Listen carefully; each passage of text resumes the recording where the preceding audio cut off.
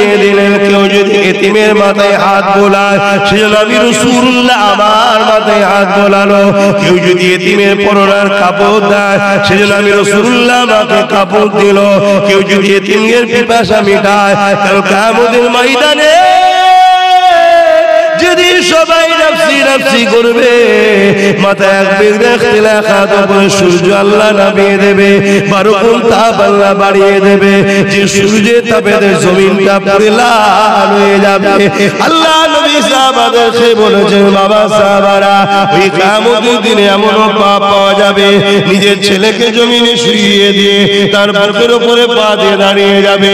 ওই কিয়ামতের দিনে এমন মা পাওয়া যাবে নিজের মেয়েকে জমিনে শুইয়ে দিয়ে তার বুকের উপরে পা দিয়ে দাঁড়িয়ে যাবে। ওই কিয়ামতের দিনে এমন ছেলে মেয়ে পাওয়া যাবে নিজের জনমদাতা বাপ এবং জনমদাত্রী মাকে জমিনে শুইয়ে দিয়ে তার বুকের উপরে পা দিয়ে দাঁড়িয়ে যাবে। হে যুবকেরা তরুণেরা বাবেরা আল্লাহ নবীর এই কথা শুনে সাহাবাগুলো রাকাদে ইয়া রাসূলুল্লাহ হাবিবাল্লাহ এরকম কেন হবে? আল্লাহ নবী বলেছেন বাবা সাহাবারা লোহা আগুনে দিলে যেমন পুড়ে পুড়ে লাল হয়ে যায় সূর্যের তাপ 12 গুণ বেড়ে যাবে।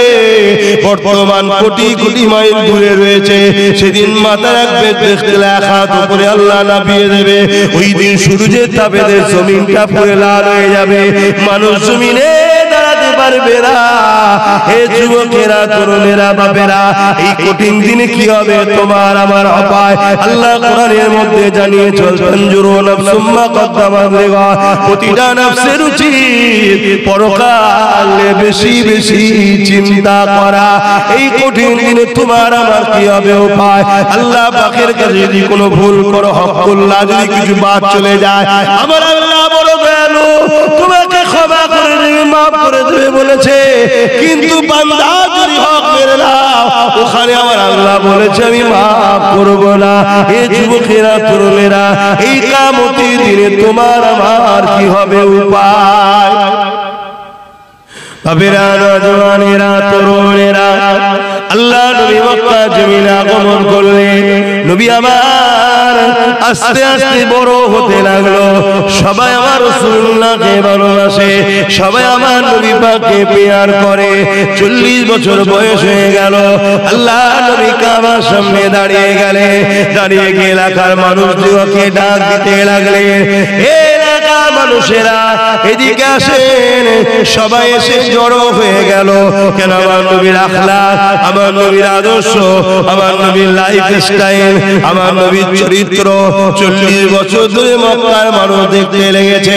কোন দিনের জন্য আমার রাসূলুল্লাহর লাইফে চরিত্রে কোন এমন কাজ তারা দেখেনি যেটা মানবতার বিরুদ্ধে, সভ্যতার বিরুদ্ধে, ইনসাফের বিরুদ্ধে।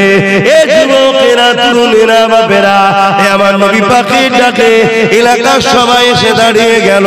আল্লাহ নবী বলতে লাগলেন, ওই যে পাহাড় দেখছে একটা পাহাড়কে লক্ষ্য করে বললে ওই পাহাড়ের ওই দিকে একদল লোক আছে, যদি আমি রাসূলুল্লাহ বলি, আমি মুহাম্মদ যদি বলি তোমরা কি মেনে নেবে? তারা সবাই বলল হ্যাঁ আমরা মেনে নেব। আল্লাহ নবী বলল তোমরা তো দেখুনি তাহলে মানবে কেন? তারা তখন একটাই কথা বলতে লাগলো, 40 বছর ধরে আপনাকে দেখছি কোন দিনের জন্য আপনি মিথ্যা কথা বলেন না, আপনি হলেন আল আমিন। আপনি যদি বলেন ওই পাহাড়ের ওই দিকে লোক আছে তাহলে অবশ্যই সত্য কথা বলছে, আমরা ওটা মেনে নেব। আল্লাহ নবী বলেছিলেন তোমরা যেমন এটাকে না দেখে মেনে নিচ্ছ, আমি রাসূলুল্লাহ বলি তোমরা মেনে নাও লা ইলাহা ইল্লাল্লাহ, আল্লাহ কে সিওয়া दूसरा कोई माबूद ही नहीं, এটাকে তোমরা মেনে নাও।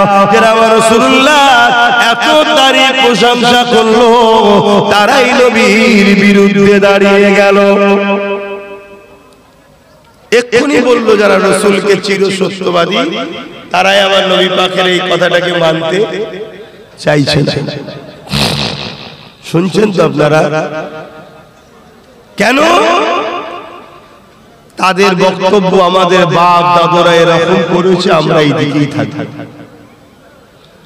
হযরতে নবী ঈসা আলাইহিস সালাম চলে যাবার পর 500 বছরের বেশি এই জমিনে কোন নবী রাসূল আসেনি। না আসার দরুন মানুষগুলো এত খারাপ হয়ে গেছিল,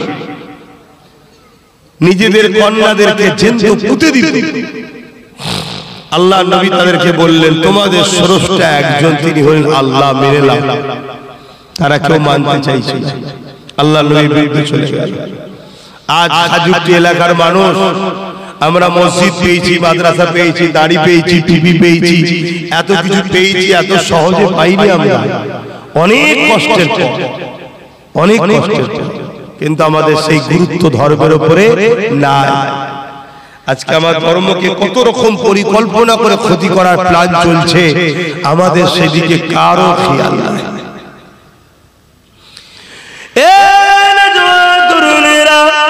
আল্লাহ নবীকে মুহাব্বত করা, আল্লাহ নবীকে আদর করা, এটা আমাদের জন্য ঈমান। যার দিলে নবীর মুহাব্বত ধরে তার মধ্যে ঈমান নাই, আর যার মধ্যে ঈমান নাই তার জন্য নাজাত নাই। এই যুবকেরা, তরুণেরা, বাপেরা, আমার রাসূলুল্লাহর মুহাব্বত ভালোবাসা কিসে আছে? আল্লাহ নবী জানিয়ে দিলেন, মান আহাব্বা সুন্নতি, যারা আমার সুন্নতকে ভালোবাসলো, ফাকাদ আহাব্বানি, তারা আমাকে ভালোবাসলো, যারা আমাকে ভালোবাসলো, কানা মাই ফিল জান্নাত, তারা আমি রাসূলুল্লাহ আমার সাথে জান্নাতে যাবে। এই যুবকেরা, তরুণেরা, আল্লাহ নবীকে যদি মুহাব্বত করেন, তাহলে নবী পাকের সুন্নতে জিন্দেগি কাটায়। এই যুবকেরা, তরুণেরা, নামাজ পড়তে হবে, রোজা রাখতে হবে, হজ করতে হবে, দান খয়রাত করতে হবে, এগুলো যেমন ইসলাম, কিন্তু মনে রাখবেন এর পাশাপাশি আরো ইসলাম রয়েছে। এই সমাজকে অন্যায় থেকে মুক্ত করতে হবে, এই সমাজকে নেশা থেকে মুক্ত করতে হবে, এই সমাজে নারীদের অধিকার দিতে হবে, এই সমাজে তিনদেরকে সাহারা দিতে হবে, এই সমাজে ক্ষুধার্তকে খানা খাওয়াতে হবে। এক সময় একজন ইহুদি চলে এলো, আল্লাহ নবীকে সে জিজ্ঞাসা করতে লাগলো, ইয়া রাসূলুল্লাহ, হাবিবাল্লাহ, হে আব্দুল্লাহর বেটা মুহাম্মদ সাল্লাল্লাহু আলাইহি ওয়াসাল্লাম, ইসলামে সবথেকে ভালো কাজ কোনটা?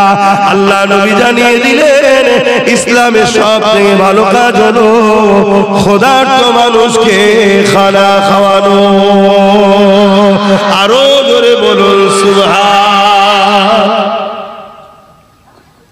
ক্ষুধার্ত মানুষকে খানা খাওয়ানো ইসলামের সবথেকে ভালো কাজ। নামাজের কথা নবী বললেন না, রোজার কথা বললেন না, ক্ষুধার্ত মানুষকে খানা খাওয়াও। সে ক্ষুধার্ত হিন্দু হতে পারে, সে ক্ষুধার্ত আদিবাসী হতে পারে, সাঁওতাল হতে পারে, যেই হোক মানুষ, তাকে খানা খাওয়াতে হবে, এর নাম ইসলাম। তাহলে নামাজ যেমন পড়তে হবে, ক্ষুধার্তকে খানা খাওয়াতেও হবে, তাই তো নাকি? কিন্তু নামাজ পড়ে অনেক লোক আছে গরিবের সম্পদ ঝাড়ে, আছে না নাই? বোনের হক মেরেছে, ভাইয়ের হক মেরেছে, পরের জমি দখল করেছে, আছে না নাই? মনে হয় বলে জান্নাত যাবে, তাই তো নাকি? খুব সহজ মনে করছেন না?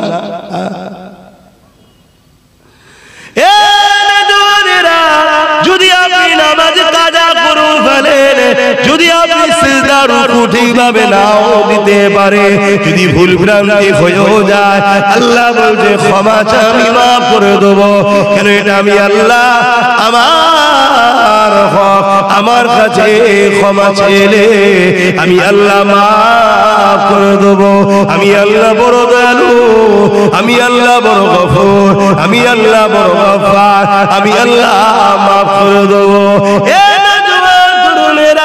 আল্লাহ পাক কত দয়ালু, সাবাকাত রাহমাতি আলা গাযাবি, হাদিসে কুদসির মধ্যে রয়েছে, প্রতিবারে আল্লাহ পাকের রহমত ও গজবের যখনই প্রতিযোগিতা হয়, প্রত্যেকবারে আল্লাহর রহমত জিতে যায়।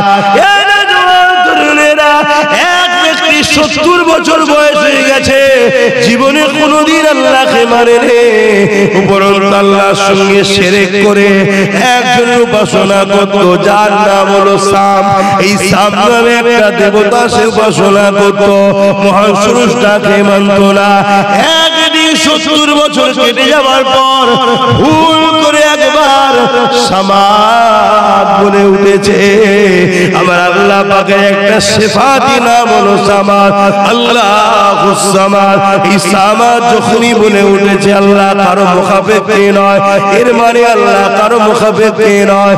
এই কথা যখনই সামাদ বলে ডেকে উঠেছে, আমার আল্লাহ সঙ্গে সঙ্গে এই বান্দাটাকে সাড়া দিয়েছে, লাব্বাইকা, এ বান্দারে আমি হাজির আছি, বল কি বলতে চাস। ফেরেশতারা বলতে লেগেছে, আল্লাহ 70 বছর ধরে আপনার নাফরমানি করেছে, আপনার সঙ্গে নকল খোদাকে শরীক করেছে, আজ সে ডেকেছে, আপনি কার ডাকে সাড়া দিয়েছেন, সে কিন্তু ইচ্ছা করে ডাকেনি, সামনের জায়গায় সামাদ বলে ডেকে ফেলেছে।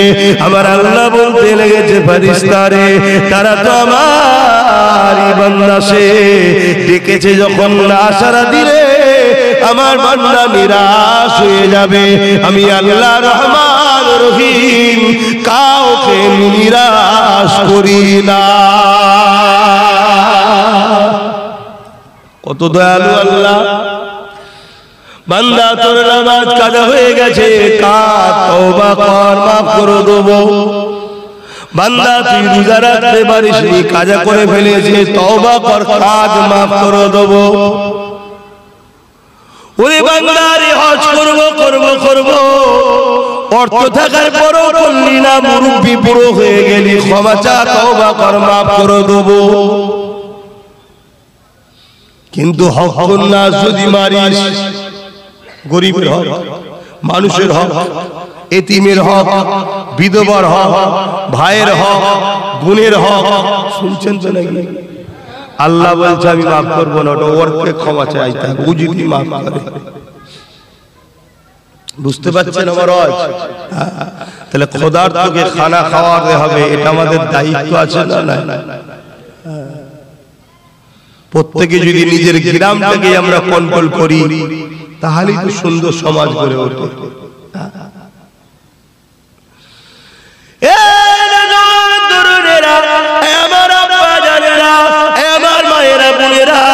ইসলাম তো সহজ নয়, আল্লাহ নবী জানিয়ে দিলেন, কেউ যদি এতিমের মাথায় হাত বোলায়, সেজন্য আমি রাসূলুল্লাহ আমার মাথায় হাত বোলালো।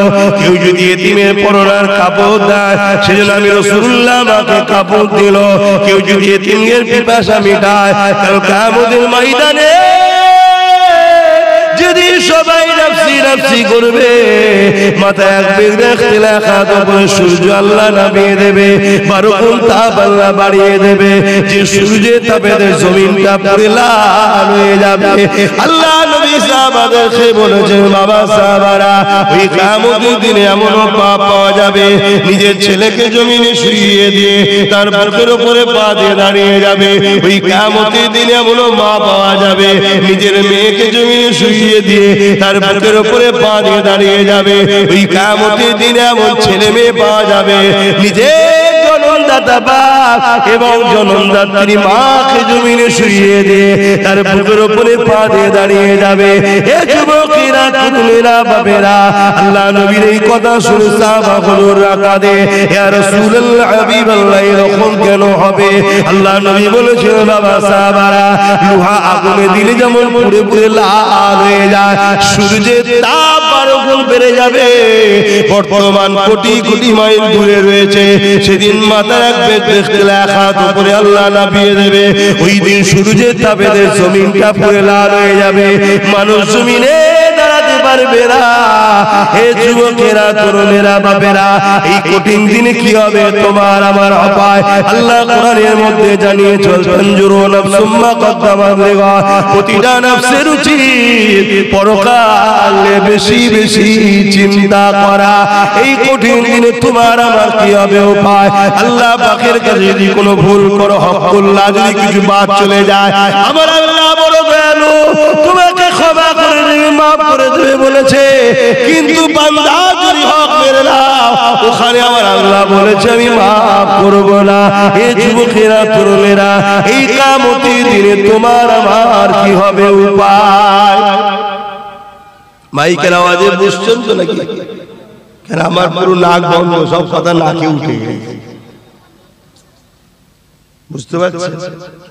কথা সব নাকে উঠেছে, জালি বন্ধ হয়ে গেছে। কথা বুঝছেন? শরীর থাকলে তো খারাপ হবে, আর আমাদের তো শরীর খারাপ হওয়া একদম সারা বছরই খারাপ থাকে। আমাদের তো নিয়ম নীতি কিছু নেই। এই তো দুপুর বেলা ওয়াজ করলাম, ঘেমে ঘেমে রোদ পুরো মুখে লাগছে, সহজে ছায় হলে কিছু করে মুখে লাগছে। আবার রাত্রিরে এই যে দেখেন নেহর পড়া শুরু হয়ে গেছে, ওটা নাক শরীর কেন হবে? কিন্তু বুঝতে পারছেন তো কথা কি গো? আমার ওই চশমালা ভাই বুঝতে পারছেন? পুরো তোর লোক সব আপনারা বুঝে নেন। আল্লাহ আমাদেরকে দুটো কাজ দিয়েছে, অন্যায়কে মিটাও, ন্যায়কে প্রতিষ্ঠিত করো। কে কাজ দিয়েছে? কথা বলছেন না? আল্লাহ কাজ। দুনিয়ায় কোন অফিসে আপনি কাজ করতে যান, চাকরি করেন, মাস গেলে মাইনে দিচ্ছে, সে কাজ দেবে, আপনি কাজ করবেন না, আপনাকে রাখবে? তা আল্লাহ আমাদেরকে দুটো কাজ দিয়েছে। কুনতুম খায়রা উম্মাতিন উখরিজাত লিন-নাস তা'মুরুনা বিল মারুফ ওয়া তানহাউনা আনিল মুনকার। অন্যায়কে মিটিয়ে দাও, ন্যায়কে প্রতিষ্ঠিত করো। শুধু ভালো কাজ করব, অন্যায়কে মিটাবো না, এর নাম ইসলাম নয়। শুনছেন?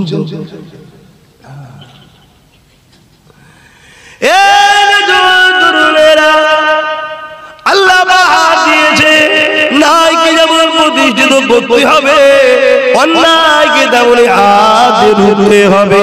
এবারে প্রশ্ন হতে পারে, অন্যায়কে রুখতে গেলে জালিমরা তো তোমার উপরে চড়াও হবে, অন্যায়কে রুখতে গেলে জালিমরা তো তোমাদের উপরে আঘাত দেবে, অন্যায়কে রুখতে গেলে জালিমদের কারাগারে তো বন্দী হতে পারে।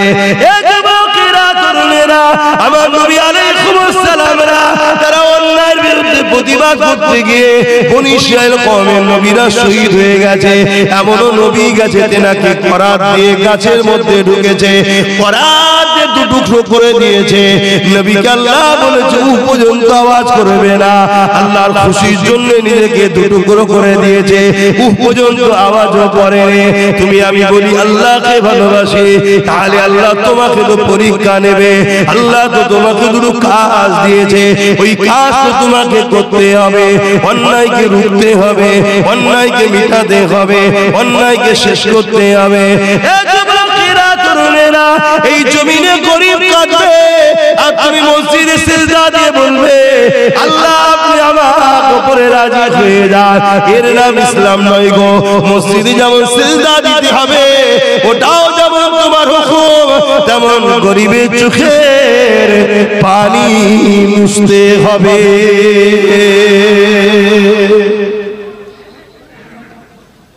আমার নবী সাহাবাদের উপরে জুলুম হয়েছে না হয়নি? কি অপরাধ ছিল? কত কথা বলছে দেখি, মানুষ কেমন হয়ে যাচ্ছে।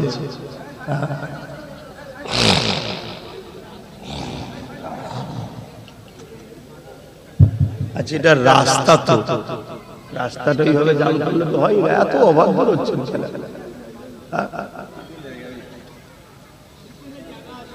এইদিকে তো জায়গা রয়েছে, এক জলসার প্যান্ডেলটাই তো ভুল করেছে, স্টেজটা তো ভুল করেছে। এই স্টেডিয়াম ক্যারাচে করতে এই জায়গায়, তাহলে দেখতে সব সামনে চলেও যেত, ওখানে লোক দেখতে পেত, এই রাস্তা জামদার হতো। ঠিক আছে না, এদের একটু মিস্টেক হয়েছে, কিন্তু আপনাদের বিবেকটা কি বলছে? রাস্তাটা বন্ধ করলে হয়? মানুষকে যেতে দিতে হবে তো, মায়েরা যাচ্ছে, বোনেরা যাচ্ছে, বেটিরা যাচ্ছে, আপনারা ছেলে ভিড় করে দাঁড়িয়ে থাকবেন, এ তো ঠিক না। বাপ সময় কারো ইন্তজার করে না, চলে যেতে হবে, টাইম হয়ে গেল। দরুদ শরীফ আল্লাহুম্মা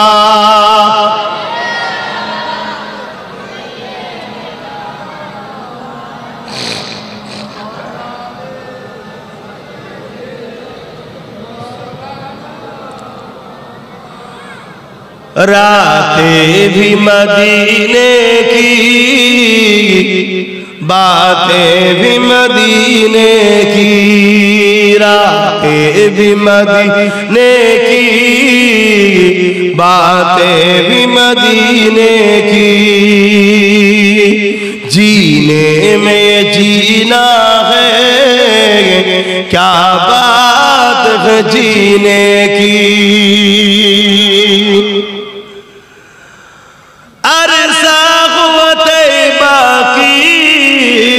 जिस गलियों से गुजरे,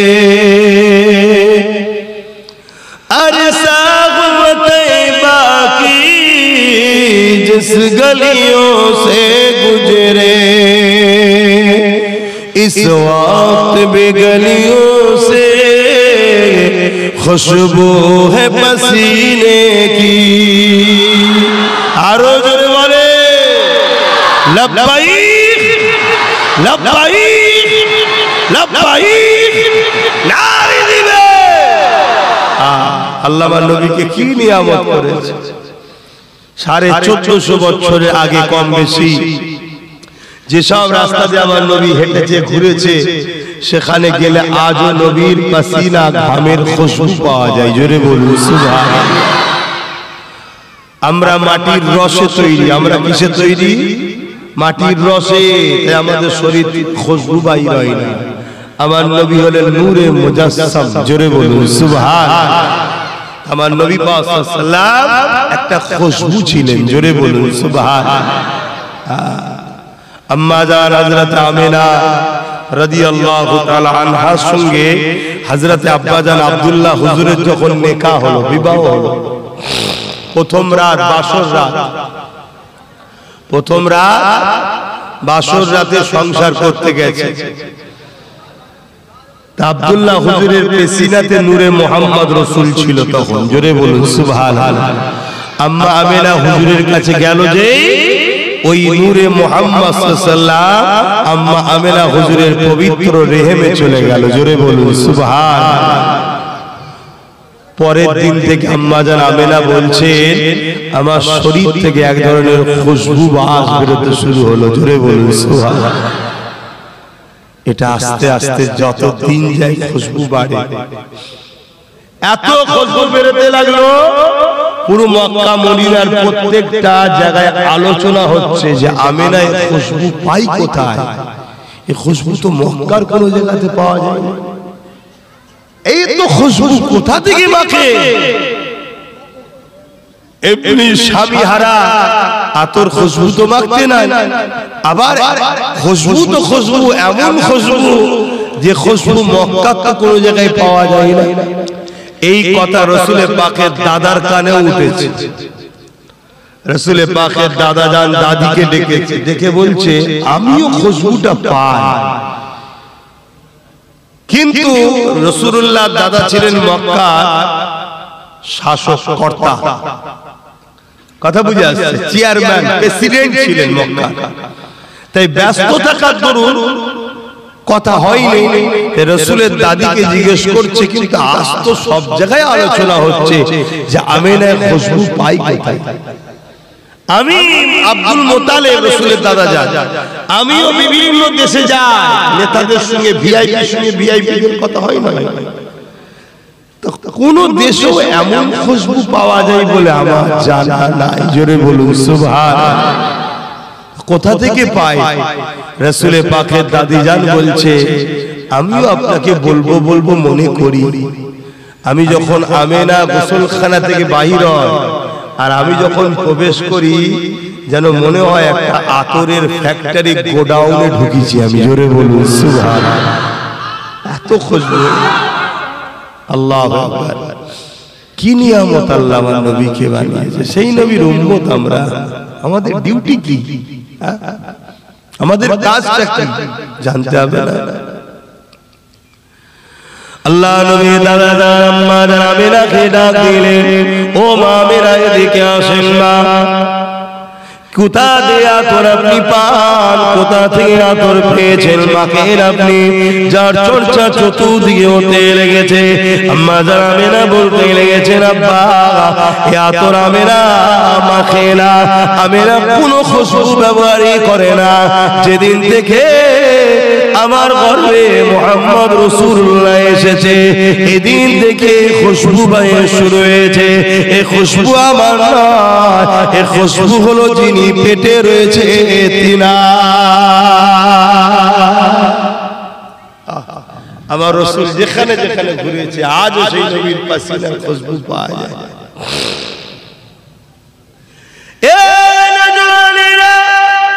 এই বিষয়ে আর একটা কথা আপনাদের বলে দিয়ে যায়। আবু জেহেল আল্লাহ নবীর চরম দুশমন ছিল। আবু জেহেলের একটা ছেলে, তার নাম হলো ইকরামা। তিনি আবু জেহেলের সাথে ছিলেন আমার রাসূলুল্লাহর বিরুদ্ধে। কিন্তু আমার নবী পাক একদিন রাস্তা দিয়ে আসছে, উল্টো দিক দিয়ে আবু জেহেলের ছেলে যেতে লেগেছে। আমার নবী পাককে দেখে আবু জেহেলের ছেলে থাকতে পারে না, ছুটে গিয়ে আমার রাসূলুল্লাহকে বুকের মধ্যে জড়িয়ে ধরেছে। এই যে জড়িয়ে ধরেছে, এই খবরটা আবু জেহেলের কাছে চলে গেছে। আর আবু জেহেল আইন করেছিল, ঘোষণা করেছিল, মুহাম্মদ রাসূলের কাছে কেউ যাবে না, মুহাম্মদ রাসূলের কাছে যে যাবে তাকে কতল করে দেওয়া হবে। কেন আবু জেহেলের বড় ভয় হয় মুহাম্মদ রাসূলের সত্যের কাছে তার রাজত্ব মিটে যেতে পারে। এই রাজ ক্ষমতাকে টিকাবার জন্য আইনের ঘোষণা দিয়েছিল। যেমন আজকের আবু জেহেলরা আইলা মুহাম্মদ রাসূল নবীর নাম লিখাতে এদের ভয় হয়। দেখেছেন না? শুধু নাম লিখেছে আমি নবীকে ভালোবাসি, এতে এদের ভয় শুরু হয়ে গেছে। কেন ভয় খেয়েছে?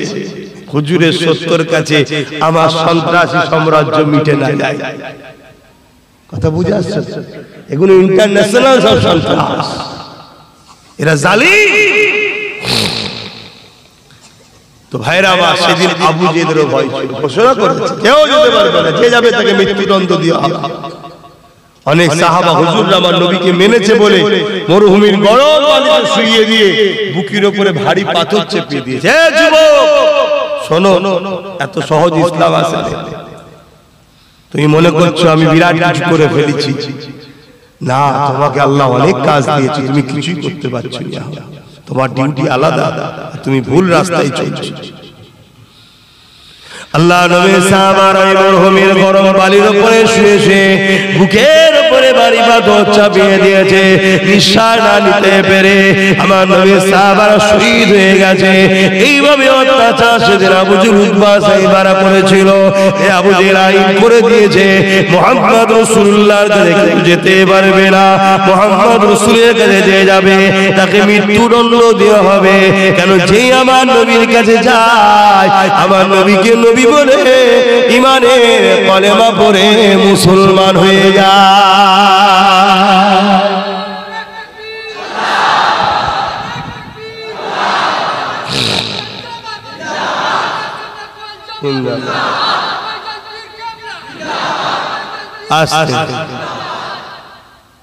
আর এটাও মনে রাখবে, জালিম কখনো মুসলমান হতে পারে না, আর মুসলমান কখনো জুলুম করতে। তাহলে বলবেন এই যে সব দেখছি, এই যে সব দেখছি, আমরা দেখছি মুসলমান, আল্লাহর খাতায় এরা বেঈমান। শুনছেন তো? যারা জালিম আল্লাহর খাতায় এরা কি বেঈমান। মুসলমান ঘরে জন্ম হয়েছে, বাপ ভালো ছিল, মা ভালো ছিল, স্বীকার করছে, অস্বীকার করছে, কিন্তু দুনিয়ার লোভে পড়ে জালিম হয়েছে। জালিম কখনো মুসলমান হতে, আর মুসলমান কখনো জুলুম করতে। মিশকাত শরীফের হাদিসের মধ্যে রয়েছে, কেউ যদি জুলুম করে জানার পরে, মন দিয়ে শুনবেন সবাই, ভুল হতে পারে, তওবা করুন, এখনো নিঃশ্বাস চলছে।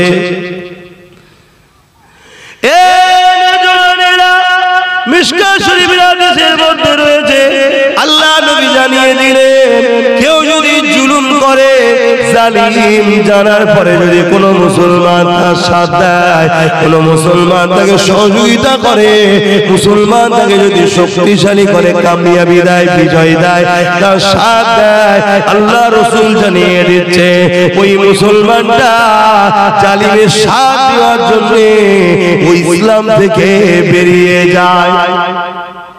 শুনছেন তো? তাহলে আজকে আমরা মুসলমান কোথায় আছি? আমরা মুসলমান কোথায় আছি ভাবু। এবারে কোন জিনিস না জানা থাকা পর্যন্ত সেটার উপরে আল্লাহ ধরবে না। এই যে এতদিন জানতেন না এই হাদিসটা, যদি কোন জালিমের সাথ দিয়ে থাকেন আল্লাহ আপনাকে ধরবে না। কিন্তু এই যে জেনে গেছেন যে জালিমের সাথ দিলে ইসলাম থেকে বেরিয়ে যায়, এবারে সাথ দিলে ইসলামের মধ্যে থাকবে? বলবেন তো আব্বা জান না, যে অসুবিধা হচ্ছে নাকি একটু বোঝে।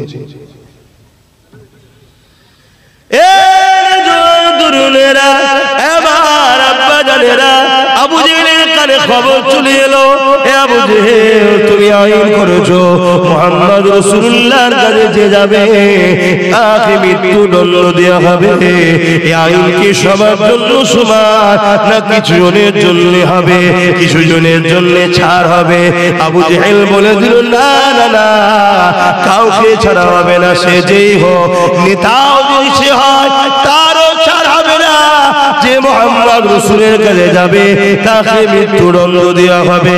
ওই সময় সেই ব্যক্তি বলতে লাগলো, আমি নিজে চোখে দেখেছি তোমার ছেলে মুহাম্মদ রাসূলের কাছে শুধু গেছে তা নয়, প্রকাশ্য রাস্তায় দাঁড়িয়ে দাঁড়িয়ে মুহাম্মদ রাসূলকে বুকে বুকে জড়িয়ে ধরেছে। হে যুবকেরা, তরুণেরা, তাহলে বলো তোমার ছেলের জন্য কি শাস্তি হবে? আবু জেহেল বলতে লাগলো, মন্ত্রী সবার মিটিং ডেকে দিল, ছেলেকে হাজির করে দিল। ইকরামা, শুনলাম নাকি তুমি মুহাম্মদ রাসূলের কাছে গিয়েছিলে? ইকরামা বলছে না, আমি যাইনি, রাস্তা দিয়ে যাচ্ছিলাম, উল্টো দিক দিয়ে মুহাম্মদ রাসূল আসছিল। আহা, কি সুন্দর না তেনাকে দেখতে, কি সুন্দর না ব্যবহার তেনা, তেনার শরীরটি কত সুন্দর না খুশবু বাইরা। আমি তেনাকে দেখে নিজেকে কন্ট্রোল রাখতে না পেরে, আমার ভাই হয় তিনি, তাই তেনাকে আমি বুকে বুকে জড়িয়ে ধরেছি। পাড়ার সম্পর্কে আবু জেহেল নবীর চাচা হয়, তাহলে এই দিক দিয়ে ভাই ভাই হয়।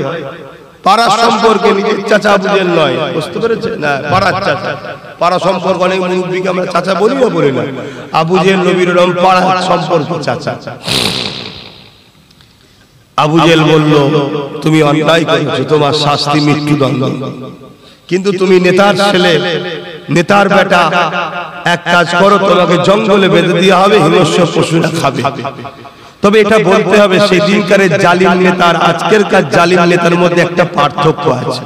সেদিনকারের জালিম নেতারা অন্যায় যে করবে সে বেটা হলেও শাস্তি দিত, আর আজকালকার জালিম নেতারা যদি রেপও করে ফেলে, নিজের দলের লোক যদি হয়, তাকে বাঁচাবার জন্য কোর্টে উকিল পর্যন্ত লাগায়। ঠিক কথা ভুল বলছি?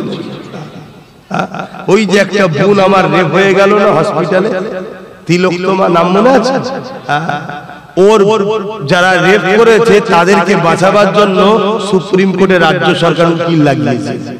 আমি গল্প বলছি, চিন্তা করুন সেদিনের আবু জেহেল আর আজকের আবু জেহেলের মধ্যে কত পার্থক্য দেখবে। কি গো, এদেরকে আবু জেহেল বললে আপনাদের অসুবিধা হয় না? না, কষ্ট হচ্ছে? যদি আবু জেহেলের সাথে জাহান্নামে যেতে চান, তা আবু জেহেলের বিরুদ্ধে বললে কষ্ট হতে পারে।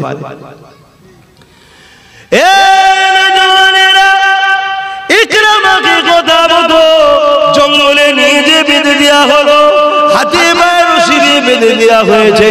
ইকরামা বলতে লেগেছে, চারিদিক থেকে হিংস্র পশুগুলো আসতে লেগেছে, কিন্তু আমি ইকরামা অবাক হয়ে গেলাম, তারা আমার কাছে আসছে না, একটু দূরের দিকে গোল করে ফিরে আমার মুখের দিকে একভাবে তাকিয়ে রয়েছে। আমি ইকরামা নীরবতা ভেঙে তাকে বলতে লাগলাম, তাদেরকে বলতে লাগলাম, কেন তোমরা খাচ্ছ না? এ যুবকের আল্লাহ পাক জবান খুলে দিল। ওই ওই পশুদের মধ্যে থেকে একটা হিংস্র পশু আগিয়ে এসে বলল, ইকরামারে অবশ্যই খেয়ে নিতা, কিন্তু তোমাকে খেতে পারছি না, নিষেধ হয়ে গেছে। কেন নিষেধ হয়েছে?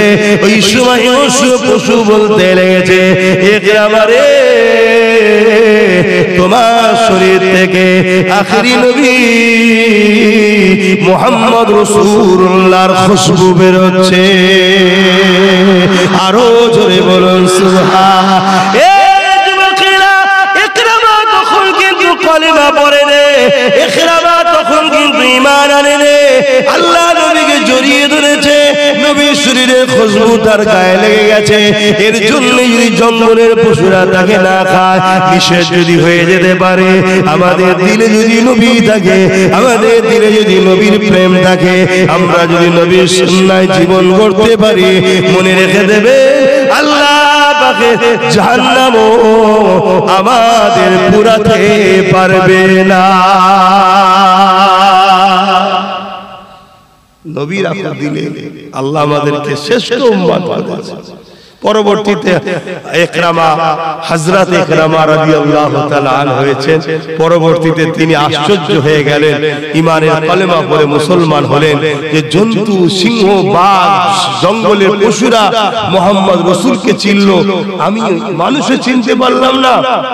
পরে তিনি গিয়ে যখন আবার এই রশি খুলে দেওয়া হলো, তখন তিনি এসে ঈমানের কালেমা পড়ে ইসলাম কবুল করেছিলেন। জোরে বলুন সুবহানাল্লাহ। আমার বলার উদ্দেশ্য এটাই, আমার নবীকে সিনার মধ্যে রাখেন, আমার নবীকে প্যার করেন, আমার নবীকে মহব্বত করেন।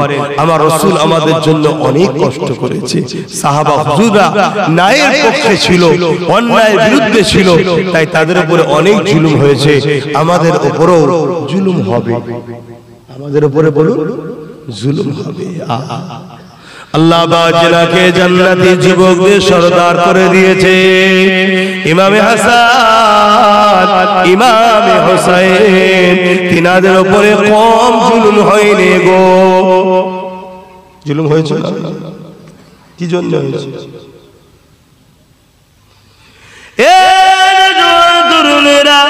আমরা যদি মনে করি নামাজ পড়ে নিয়েছি, রোজা রেখে দিয়েছি, হজ করে নিয়েছি, দান করে দিয়েছি, আর আমার কোনো চিন্তা নাই, কোরআন পড়ে নিয়েছে, আমার আর কোনো চিন্তা নাই, কেউ অন্যায় করছে আমার দেখা দরকার নাই, না না না, আল্লাহ তোমাকে আমাকে শ্রেষ্ঠ উম্মাহ করেছে, কেন অন্যায়কে মিটাতে হবে। নামাজ পড়েছেন অবশ্যই বাবা ভালো কাজ করেছে, রোজা রেখেছেন অবশ্যই ভালো কাজ করেছে, দান খায়রাত করেছে, হজ করেছে অবশ্যই ভালো কাজ করেছে। মনে রাখবেন আমার আপনার নামাজের থেকে শ্রেষ্ঠ নামাজ ইমামে হুসাইন পাক করেছিল, আমার আপনার হজের থেকে শ্রেষ্ঠ হজ ইমামে হুসাইন পাক করেছিল। আমি আপনি কি দান করেছি? ইমামে হুসাইন পাক রোজা রেখেছিলেন, এমন সময় ইফতারি করতে লাগবে, ইফতারির সময় একজন গরিব মানুষ এসে গেছে, ইফতারির সময় দেশে বলতে লেগেছে, আহলে রাসূল আমি বড় ক্ষুধার্ত, আমাকে কিছু খেতে দাও। ইমামে হুসাইন পাক সেহরিতে পানি খেয়েছে, এমন করে 3 দিনের দিন চলতে লেগেছে। একটু তাহলে খুলে বলতে লাগে না, বুঝতে পারবেন না, এটা প্রথম থেকে বলতে লাগে। হযরতে হাসান হোসেন হুজুর তখন ছোট ছিলেন, অসুস্থ হয়েছে। তিনাদের আম্মা জান হযরতে খাতুনে জান্নাত ফাতেমা তাজ-জাহরা রাদিয়াল্লাহু তাআলা আনহা তিনি নিয়ত করলেন যে আল্লাহ আমার বাচ্চা দুটো যদি সুস্থ হয়ে যায় তাহলে আমি 3টে রোজা রাখবো। বলুন সুবহানাল্লাহ। আপনারা কোনো মুসিবতে পড়ে গেলে আল্লাহর কাছে নিয়ত করবেন, রোজা রাখার নিয়ত করবেন, 50 ওয়াক্ত নফল নামাজ পড়ব, ইত্যাদি ইত্যাদি, কোরআন খতম করব, নিয়ত করবেন, ভালো জিনিস। আল্লাহর মর্জি ইমামে হাসান হোসেন হুজুর সুস্থ হয়ে গেলেন। হযরতে খাতুনে জান্নাত মাওলা আলী শেরে খোদা হুজুরের সঙ্গে আলোচনা করছে যে আমি এরকম নিয়ত করেছিলাম, বাচ্চা তো সুস্থ হয়ে গেছে, আমি রোজা রাখবো। হযরতে মাওলা আলী বললেন ভালো কথা, আমিও রাখবো আপনার সাথে নফল রোজা। হাসান হোসেন হুজুর শুনলেন, তেনারা দুজন ছোট ছোট বাচ্চা, তিনারাও বললেন আব্বা আম্মা আমরাও রোজা রাখবো। জোরে বলুন সুবহানাল্লাহ। হযরতে একটা বাড়িতে কাজের মানুষ ছিল ফিজ্জা, একটা কাজের মানুষ ছিল ফিজ্জা নাম, তিনিও বললেন যে আমিও রোজা রাখবো। 5 জন রোজা রাখার লোক হয়ে গেল। বলুন মারহাবা। সেহরির সময় হয়েছে, উঠেছে, সেহরিতে খাবে কি? আমি আপনি তো বাপরে বাপ, আল্লাহ কত খাওয়াচ্ছে তাও রোজা রাখতে চাইছি। সেহরিতে পানি খেয়ে রোজা রাখছে, কিছুই নাই ঘরে। শুনছেন? ঘরে কিছু নাই, পানি খেয়ে রোজা রাখছে। গরিব ছিল নাকি? কি গো ধারণা কি আপনাদের? গরিব ছিল? আরে কুল কায়নাত খাচ্ছে খাতুনে জান্নাতের আব্বা নবী মুহাম্মদ রাসূলের সাদকায়। জোরে বলুন সুবহানাল্লাহ। গরিব ছিল না, গরিবীটাকে পছন্দ করেছিল। জোরে বলুন সুবহানাল্লাহ। আল্লাহ দিতে চাইছে, নিতে চাইছে না। আমি দুনিয়ায় চাই না, আল্লাহ জিহালে রেখেছে শুকরিয়া। আর আল্লাহ দুনিয়াকেও দেখাচ্ছে, দেখ যাকে আমি দুনিয়া থেকে জান্নাতের নারীদের সরদারিনী বানিয়েছি, সেই খাতুনে জান্নাত তার পরিবার, তার ঘরের খবর দেয়।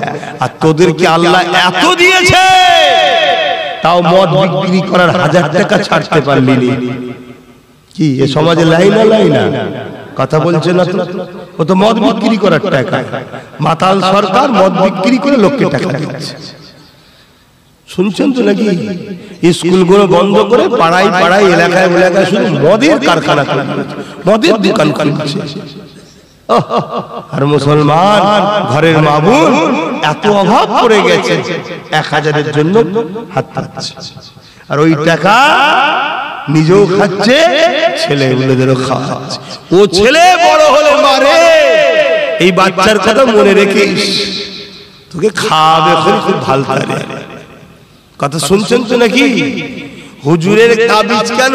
কোরআন যদি গলায় ঝুলিয়ে রাখিস তাও ছেলে সিধে হবে না। খোদার মা কষ্ট হয়ে গেল নাকি? কি গো আপনাদের কষ্ট হয়ে গেল?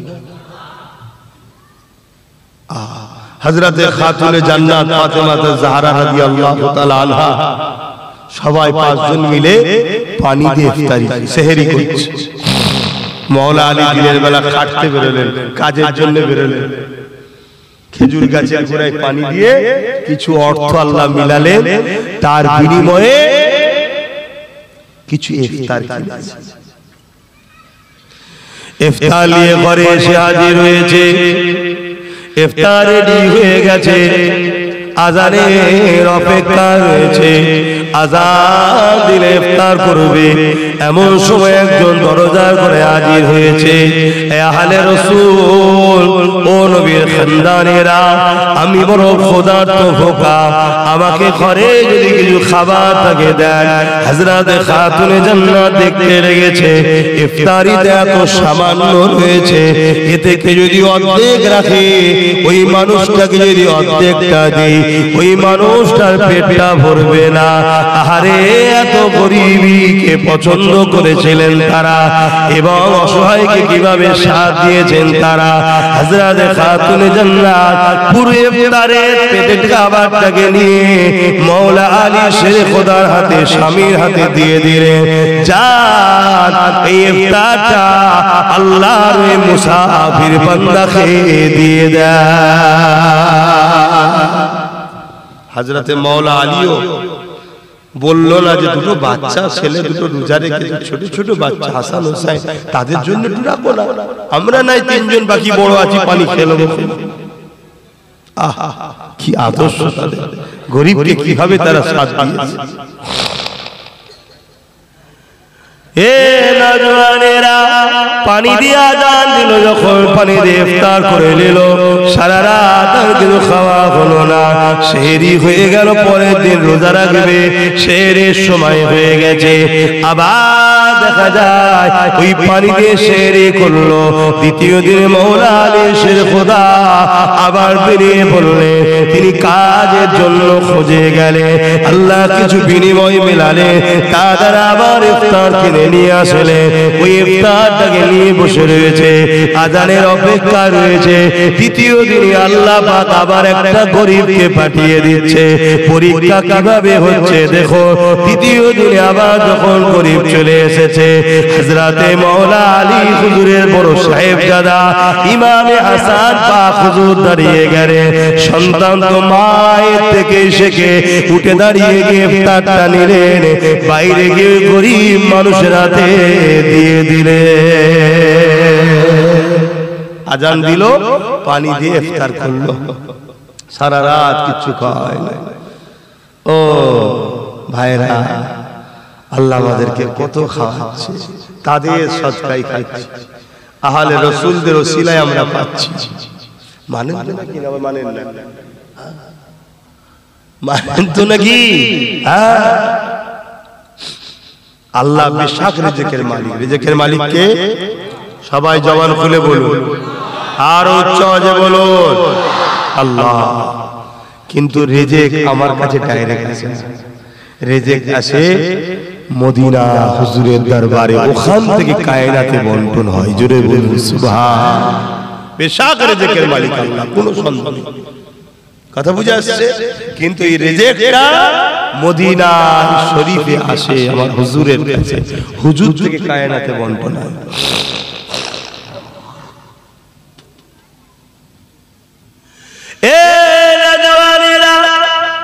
তৃতীয় দিনেতে আবার সেহরি হয়েছে, পানি দিয়ে সেহরি করেছে।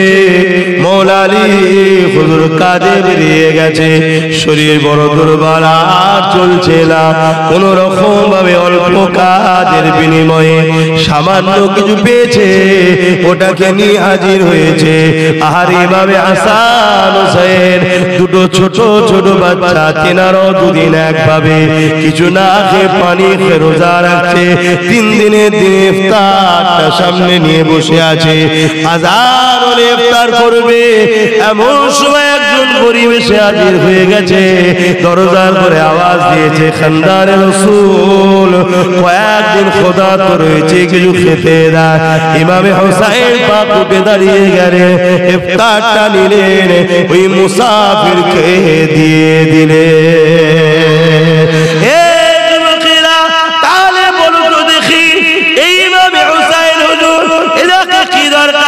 কারবালার মাঠে যাবা, কি দরকার ছিল জিদের বিরুদ্ধে বলা, কি দরকার ছিল জিদের বিরুদ্ধে কণ্ঠ তোলা?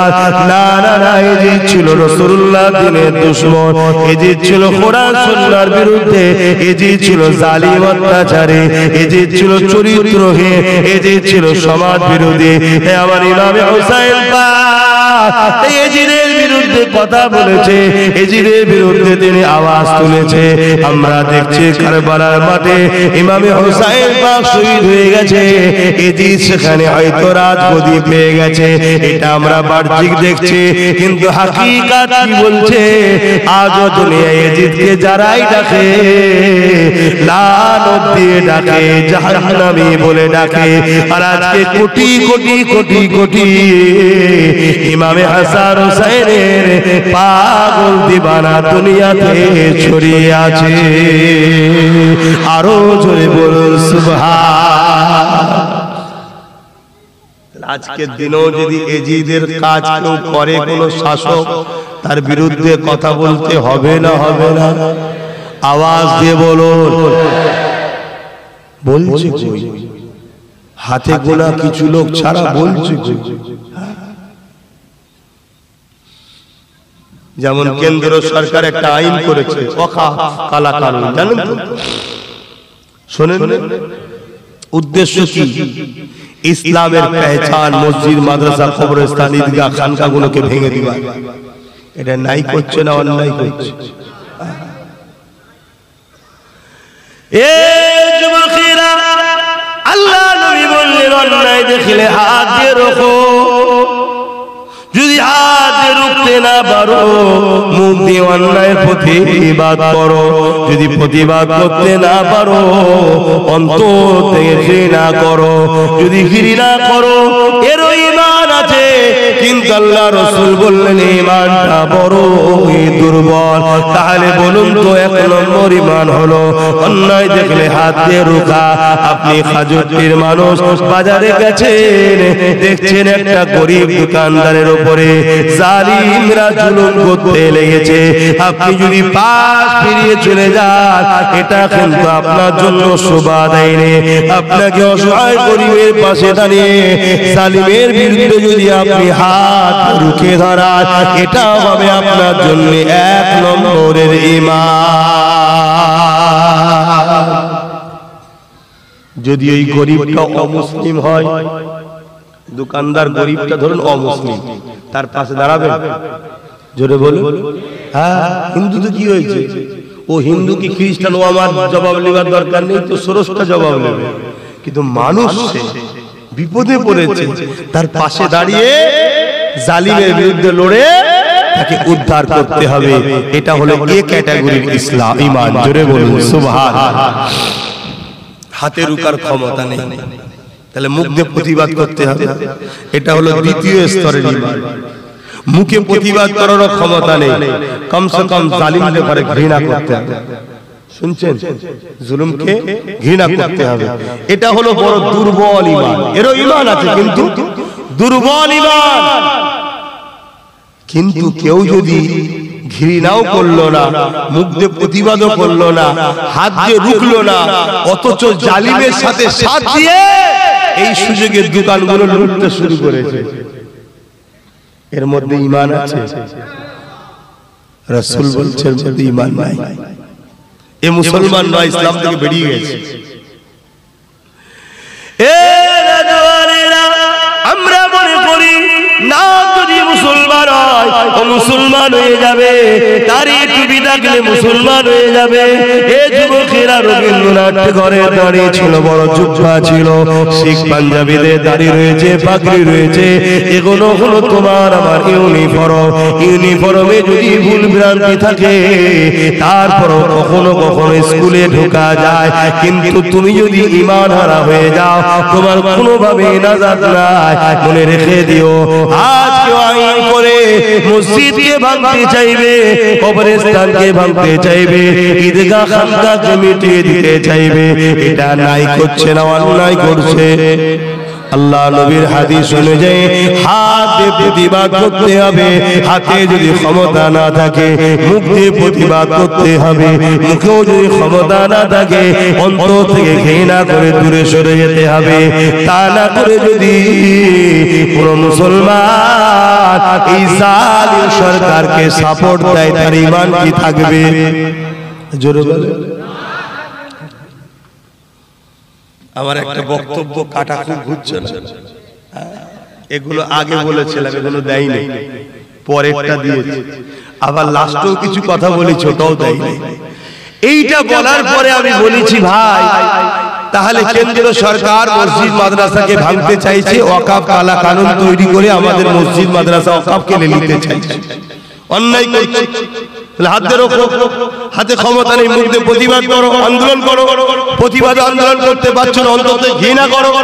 তা না করে কেউ যদি কেন্দ্র সরকারকে ভোট দেয় তার মধ্যে ঈমান, মুসলমান যদি হয় ইসলাম থেকে বেরিয়ে যাবে। কথা শুনছেন তো নাকি? এটা আমি একজন ধর্মগুরু হিসাবে আমার কওমের মানুষকে জানানো শোনানো দরকার আছে না? আওয়াজ দেবো আছে না? এবার লেবে কি না লেবে সব তো নিজের নিজের ব্যাপার। জবাব কে আমি নেব নাকি? কিয়ামত দিন জবাব তো আল্লাহ নেবে। এইটা বলার পরে আমি বলেছি কেন্দ্র সরকারের বিরুদ্ধে আন্দোলন হবে, আর বাংলা সরকার যদি বলে দিল্লি চলে যাও, তাহলে এই সরকার কি আমার মসজিদ মাদ্রাসার পক্ষে না বিরুদ্ধে? আওয়াজ দিয়ে বলছেন তাহলে বিরুদ্ধে যখন, তাহলে এই যে দিল্লি চলে যাও বল আন্দোলন এখানে করা যাবে না, এটা নাই বললো না অন্যায় করলো? তাহলে এখানেও হাত দিয়ে রুখতে হবে না? হবে না? মুখ দিয়ে প্রতিবাদ করতে হবে না? হবে না? যদি মুখ দিয়ে না পারি অন্তর থেকে ঘৃণা করা দরকার আছে না? না। আর যদি তা না করে যদি একে কেউ ভোট দেয় ঈমান থাকবে? এটা আমি বলেছি এবং এটাও বলেছি যে আমার রাজ্য সরকার বলছে আমার উন্নয়ন শেষ হবে না, কোরআন শেষ হয়ে যাবে। এটা ঠিক বলেছে না ভুল বলেছে? জোরে বলো। যে কোরআন শেষ হয়ে যাবে বলে এত বড় অন্যায়ের বিরুদ্ধে হাত দিয়ে রুখা দরকার আছে না না? যদি হাতে ক্ষমতা না থাকে মুখ দিয়ে প্রতিবাদের দরকার আছে না না? মুখ যদি প্রতিবাদ করতে নাও বড় অন্তর থেকে ঘৃণার দরকার আছে না না? তা না করে কোন মুসলমান যদি কোরআন মিলিয়ে যাওয়ার বলার পরও কোরআনের দুশমনকে সাপোর্ট করে তার মধ্যে ঈমান থাকতে পারে না। কথা বুঝছেন? এরপরও আমি বলেছি কি, এরপরও যদি এ বলে যে ওগুলো আমার বলা ভুল হয়েছে আমাকে ক্ষমা করে দিস, তাহলে আলাদা কথা। কথা বুঝে আসছে? এরপর এটাও বলেছি, ওটা দেয় না। যদি ক্ষমা না চায় কোন মুসলমান দাবিদার যদি একে সাপোর্ট করে, যেমন ওকে ভোট দিলে ঈমান চলে যাবে, একে ভোট দিলে ঈমান চলে যাবে। শুনছেন না? শুনেন। যদি ক্ষমা চাইলে সেটা ভিন্ন বিষয়, মানুষ ভুল হতে পারে, কিন্তু এইগুলো বলবে না। সব কেটে দিয়ে বীজকানটা দিয়েছে সমাজের কাছে আমাকে খারাপ করে বলে। আবার কি করছে জানে? আমার বক্তব্যটা দিয়েছে আর একজন বুজুর্গ মানুষ, প্রবীণ মানুষ, তার বক্তব্যকে দিয়েছে, দিয়ে বলছে দেখো এ বলছে হারাম আর উনি বলছে চলবে, তাহলে কি হবে? উনি কবে বলেছিল চলবে? যখন এ বলেন এ কোরআন শেষ হয়ে যাবে তখন বলেছিল। যখন এ বলেন দিল্লি চলে যাও তখন বলেছিল। তখন তো আমরাও বলেছিলাম যে অনেক হয়েছে, কিছুদিন দেখা যায়। কথা বুঝছেন না? আজকের মসজিদ ওই যে রয়েছে, চাঁদা দেবেন না দেবেন না? কথা বলুন। আল্লাহর ঘর না, আল্লাহ না করুক যদি ওটা দখল করে ভেঙে দিয়ে ক্লাব বা কোনো অফিস আদালত হয়ে যায়, চাঁদা দেবেন? তাহলে কাল যখন এ মসজিদ মাদ্রাসা কবরস্থান ঈদগাহর বিরুদ্ধে কথা বলে, কোরআন শেষ হয়ে যাবে বলে, মাদ্রাসার মিড ডে মিলের বাচ্চাদেরকে খাবার দেবো না, পথচারী কুকুরকে খাওয়াবো যখন বলে, তখন ভিন্ন বিষয় ছিল। আজকে যখন কোরআনের বিরুদ্ধে কথা বলেছে আর সাপোর্ট করা যাবে না, হারাম হয়ে গেছে। কথা শুনছেন তো নাকি? একজনের সঙ্গে ব্যবসা করছে, কোটি কোটি টাকার লেনদেন হচ্ছে। এখানে আরেকটা কথা বলে দিই, হিন্দু ভাই, আদিবাসী ভাই, দলিত, সাঁওতাল, বাগদি, যেই হোক সবাই আমাদের ভাই বোন। যদি ইসলামের বিরোধী না করে, ইসলামকে মানে না, সে তার জবাব দেবে, আমার দেখার দরকার নেই। শুনছেন তো নাকি? কিন্তু বিরোধী যদি না করে, তার সঙ্গে উঠা বসা, ব্যবসা বাণিজ্য, কারবার, দুনিয়া দিয়ে লেনদেন সব জায়েজ আছে। শুনছেন? যে বিরোধী করবে, তোমার যদি কোটি কোটি টাকারও লেনদেন চলে, সঙ্গে সঙ্গে তোমাকে তাকে ত্যাগ করতে হবে, ফিরে চলে আসতে হবে। এটাই তো তোমার পরীক্ষা আল্লাহ, যে ওর কাছে দেখি আল্লাহ রসুল প্রিয় আগে না দুনিয়ার কারবার, ব্যবসা বাণিজ্য, নেতা আগে। শুনছেন? বিরোধী করে আলাদা কথা ছিল, বিরোধী করলে আর তার সাথে সাথ দিবা যাবে না। কথা বুঝে আসছে? আপনাদের পাশে একটা এমএলএ আছে নির্মল মাঝি, নাম শুনেছেন? নির্মল মাঝি বক্তব্য দিতে বলছে মমতা হলো আমাদের আল্লাহ। ঠিক বলেছে? মানেন আপনারা? মানে কিন্তু মমতা মনে মনে খুশি, মনে মনে খুশি। ওর তো উচিত ছিল বলা যে তুই কি বলছিস, যারা আমাকে ভোট দিয়ে জিতিয়ে রেখেছে তারা আল্লাহকে কত ভালোবাসে, তুই আমাকে আল্লাহ বলে দিলি, তার মানে আমার মুসলিম ভাইদের মনে আঘাত দিবি? এই বলেছেন। তার মানে আজকের ফেরাউনরা অন্যজনদের দিয়ে বলে পানি মাপছে, এদিকে আমার বিরুদ্ধে হয় কিনা। উত্তরপ্রদেশে কিছু হলে এখানে আন্দোলন হয়, প্যালেস্টাইনে কিছু হলে কলকাতা আন্দোলন হয়, আর আমার রাজ্যে যখন আল্লাহ বলা হয় কাউকে আন্দোলন হয় না। তাহলে জানতে হবে আমাদের মৌলী সাহেবদের মধ্যে একদল ভেজাল ঢুকে গেছে। এক কথা শুনছেন না? শুনছেন? এরা মনে করছে সামান্য পাচ্ছি বড় ভালো লাগছে। না বন্ধু, মুরগিকে আমরাও খাওয়াই। কেন? মোটা তাজা করবো, কুকুর মেলে জবাই করবো। সময় আসলে সবার আগে মৌলী সাহেবদের পালা হবে। আমিও মৌলী সাহেব। ইতিহাস বলছে ইংরেজরা আলেমদের ঘরে এত হত্যা করেছিল, 2-10-20টা গ্রামে কোনো মৌলী সাহেব ছিল না যে জানাজাটা পড়াবে। প্রথম পালা আমাদের আসছে। এখনো সময় আছে, নিজেদের পায়ে দাঁড়াও, নিজেদের ঐক্য তৈরি করো, নিজেদের ক্ষমতা তৈরি করো। কিন্তু সেই দিনের শেষে একটা কথা হবে, সবই ঠিক আছে, ডাকাত চলে আসবে। কি বলছে? ডাকাত চলে আসবে। তা ডাকাতকে রোকার জন্য চোরকে পাহারা দিয়েছিস? ডাকাতকে রুখতে হবে ভালো কথা, কিন্তু ডাকাতকে রোকার জন্য চোরকে বলেছিস পাহারা দিতে। ডাকাত আর চোরের মধ্যে পার্থক্য কি? চোর মাছ চুরি করে আর ডাকাত মাছ ও পুকুর সব সমেত নিয়ে পালায়, এই তো ব্যাপার। এরাও ওয়াকফ ঝেড়ে খাচ্ছে, ৭৫,০০০ বিঘে জায়গা রাজ্য সরকার ঝেড়ে খাচ্ছে, ৭৫,০০০ বিঘে জায়গা। আমি চ্যালেঞ্জ দিয়ে বলছি, ওয়াকফে মসজিদ, মাদ্রাসা, কবরস্থান, ঈদগাহ, খানকা কত, ৭৫,০০০ বিঘে তার অর্থ লুটে পুটে খাচ্ছে। আর ও কি বলছে? সব একেবারে নিল, হচ্ছে ডাকাত। কথা শুনছেন না শোনেন? তা ওকে ধোঁকার জন্য চোরকে দিয়ে পাহারা দেওয়া, এটা কেমন হচ্ছে জানেন? কেউ কাপড়ে পিশাব লেগে গেছে, বলছে মদ দিয়ে পাক করছে, হবে? এরপরও বলছি, তোমাদের যদি মনে হয় যে রুখতে হবে, আমি আব্বাস সিদ্দিকী বলছি, রুকাত তো সব থেকে বড় দায়িত্ব আমাদের। কেন? সব থেকে বড় ক্ষতি তো আমাদের করছে। কেন্দ্র সরকার মসজিদ তো আমাদের ভাঙছে, কবরস্থান তো আমাদের দখল করছে, মুসলমানকে বিভিন্ন বাহানায় গোরক্ষা থেকে শুরু করে লাভ জিহাদের নামে মবলিং করে মুসলমানকে তো মারছে, আমাদেরকে তো শেষ করছে। রুখতে যদি হয়, আমরাও তো রুখতে চাই, তাহলে একসাথে হও না। এই কথা বুঝছো না? একসাথে হও। বলছে না, আমাকে দায়িত্ব দিয়ে আমি রুখবো। 15 বছর দায়িত্ব দিয়ে কি দেখছি? তুমি নাকি রোহিঙ্গাদের ফুপু হয়েছে, বলছে না? বলে না?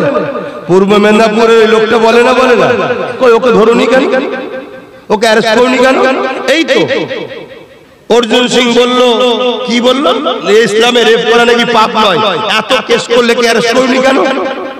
আচ্ছা, আনিস খানকে ছাত্রকে ফেলে দিল তোমার পুলিশ, মনে আছে না? আজকে এতগুলো মুসলমান মারা গেল, তামান্না মারা গেল, ছোট্ট একটা বোন বাচ্চা, তাকে দেখতে গেলে না? যেই বিজেপির একজন এমপি নাকি মার খেয়েছে, দেখতে ছুটলে গেল। কথা বুঝে আসছে না? না। অতএব এর পরও যদি মনে হয় এ আমার জাতি কো আওয়াজ তোলো, যদি রুখতেই ডাকাতি হয়, আমরা তো রুখতে চাই, কারণ ক্ষতি তো আমাদের বেশি করছে। কি করছে না? করে না? বিজেপি ক্ষতি বেশি কাদের করছে? তাহলে আমরা রুখবো, আসো এক জায়গায় হই, এক জায়গায় হই।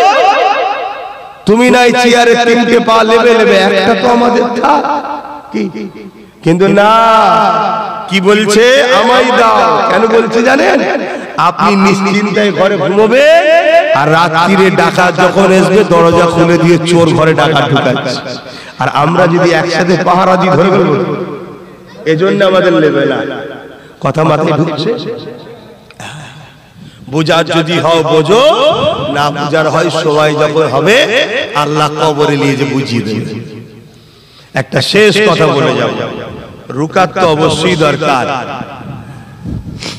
রুকাত অবশ্যই দরকার। কিন্তু বিহারে একটা ভোট হলো না, শুনেছেন তো? বিহারে নাকি ভোট সংখ্যা হলো 7,42,00,000। কত? এই কথাগুলো বলছি, অসুবিধা হচ্ছে নাকি? না, অসুবিধা হচ্ছে কিছু নেই। নেতারা যখন মসজিদ মাদ্রাসায় হাত দেওয়া শুরু করে দিয়েছে, আমার ধর্মে হস্তক্ষেপ করছে, তখন মৌলী সাহেবদের দায়িত্ব তোর রাজনীতিতে একটু হস্তক্ষেপ করা। কথা বুঝে আসছে? তুই তোর জায়গায় থাক, তাহলে আমরা আমাদের জায়গায় থাকবো। কথা বুঝে আসছে? কোনো অসুবিধা নেই। তো সেই জায়গাতে আবার আমাদের সমাজে একদল ফিতনা আছে, তারা বলে আমরা রাজনীতি করি না, এগুলো হচ্ছে সবচেয়ে বড় ফিতনা। কথা বুঝে আসছে? এসব টেবিলের তলা থেকে মাল নিয়ে আলো, আর ওপরে বলে সব আমরা করি না।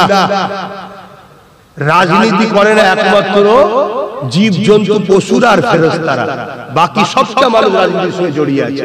ভোট যে দেয় সেই রাজনীতি। কথা বুঝে আসছে না? তার মানে তুমি তাকে সাপোর্ট করলে, তুমি তাকে দল করলে, এবারে হ্যাঁ মাঠে ময়দানে খেলা আর একটা সহযোগিতা করা, ভাগ বলতে পারো, কিন্তু করোনা কথাটা বলা মিথ্যা। প্রত্যেকটা নবী আলাইহিস সালাম যুগের মুখে এসেছিলেন, বনি ইসরাইল কওমের যত নবী ছিল তারা রাজনীতির নেতা ছিল। জোরে বলুন সুবহানাল্লাহ। একদিকে নবীও ছিল, রাজনীতির নেতৃত্ব দিত। হযরতে কি বলে ওমর ফারুক রাদিয়াল্লাহু তাআলা মসজিদের ইমামও ছিলেন, আবার আর্ধেক পৃথিবীর শাহিনশাহ ছিলেন। জোরে বলুন সুবহানাল্লাহ। আর আজকে আমাদের মধ্যে ব্রেন ওয়াশ করা হয়েছে, মৌলভী সাহেবের কাছে নামাজ পড়বে আর মুরগি জবাই করবে, ওখানে এদিকে আসবে, আর হুজুরদের কাজ বাবারা বাবারা বলে চিল্লাবে আর পানি বোতল ফুদাও, ও অন্য হুজুরকে ধরে যা। শুনছেন তো নাকি? হ্যাঁ, আল্লাহ আমাদেরকে জমিনে পাঠিয়েছে খলিফা করে প্রতিনিধিত্ব করার জন্য। জমিনে এসেছি আমরা, এই জমিন থেকে মদকে বন্ধ করতে হবে। এই মদের কারণে হাজার হাজার ক্রাইম হচ্ছে, এই মদের কারণে অ্যাক্সিডেন্ট হচ্ছে, এই মদের কারণে নারীদের ঘরগুলো ডিভোর্স হয়ে নারীরা আজকে সংসার হারা হচ্ছে এই মদের কারণে। কথা কি ভুল বলছি? তো ভাইরা আমার যে কথা বলছিলাম যে আপনারা রুখতে তো হবে, কিন্তু যেখানে ভোট বলছে 7,42 লক্ষ আর ভোট পড়েছে 67%, গড়ে বলছি 67%, তাহলে 7,42 লক্ষ 67% হলো কত হয়? খুব জোর 5.5 কোটি গড়ে বলছি, তাই তো নাকি? আর নির্বাচন কমিশনার দেখাচ্ছে 7,45 লক্ষ নাকি ভোট পড়েছে। যেখানে মোট ভোট বলছে 7,42, তার মানে 100টা যদি ভোট পড়ে তাহলে 7,42 লক্ষ ভোটার হবে। সেখানে ভোট দিয়েছে মাত্র 67%, তার মানে 100% ভোট হয়নি। তারপরেও নির্বাচন কমিশনার কি দেখাচ্ছে? 7,45 লক্ষ নাকি ভোট পড়েছে। জিতবে না তো কে জিতবে? মাথায় ঢুকছে খুবরিতে? আমার তো ডাউট হচ্ছে এসআইআর করে তাহলে বিহারের লাভটা কি হলো?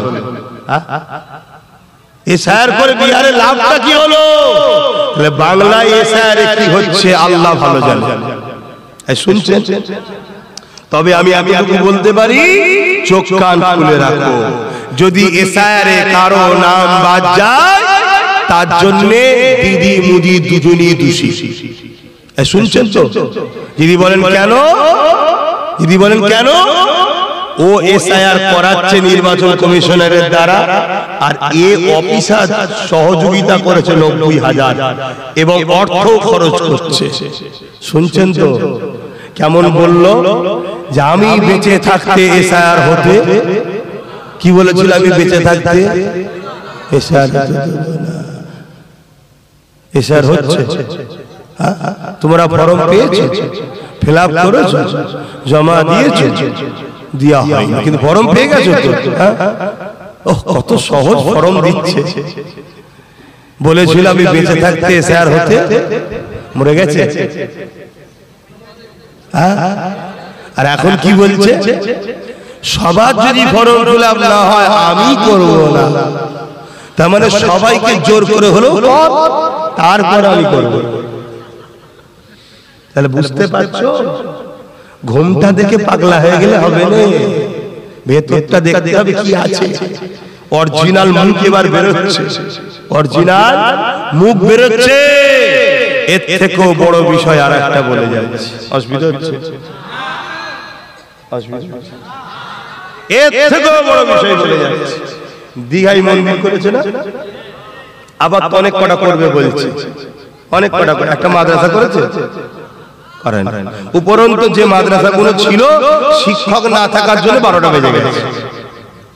বাবা চালাও চালাও মুসলমান চালাও, খুব ভালো লাগছে না? খুব ভালো লাগছে। আল্লাহর কাছে জবাব দিতে। দিকে একটা মন্দির করেছে। এক তো শাসকের কাজ মন্দির মসজিদ করা নয়, শিক্ষা প্রতিষ্ঠান মাদ্রাসা করা কাজ। মাদ্রাসা করতে হবে কারণ সংবিধানের মধ্যে আছে। কথা বুঝে আসছে তো? সেই জায়গাতে সেই মন্দিরের করেছে, যাক যাক তার কারো ছেড়ে দাও, তুমি নাই অমুসলিম, ক্ষমতায় আছে করে নিয়েছো, ছেড়ে দাও, অত তর্কে যাচ্ছি না ও বিষয়টা। ওরে সর্বনাশ, মন্দিরের প্রসাদ রেশনের মাধ্যম দিয়ে খাওয়াচ্ছে, বলো ওই প্রসাদ খেলে ঈমান থাকবে?